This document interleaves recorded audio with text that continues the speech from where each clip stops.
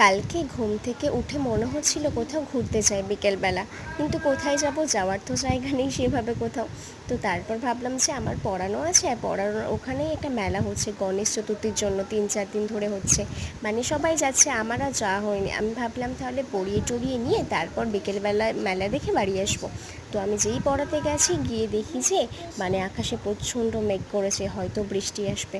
তো বৃষ্টি আসলে মেলা দেখতে যাওয়া হতো না, কিন্তু বৃষ্টি আসেনি, তাই মেলা দেখতে চলে গেছিলাম। তো এগুলো হলো মেয়েদের ইমোশন, মানে মেয়েরা চাই সব, এগুলো সব নিয়ে নিতে, কিন্তু সব তো নেওয়া যায় না। এগুলো এত অল্প দামে, মানে এত সুন্দর সুন্দর কালেকশন পাওয়া যায় এখানে, খুব ভাল লাগে এগুলো নিতে। তারপর মেলাটা মানে ঘোরা হয়ে গেছে। আমি যখন গেছি তখন সন্ধেবেলা, খুব একটা ভিড় ছিল না, আর ভিড়ভাড়টা আমার একদম পছন্দ হয় না।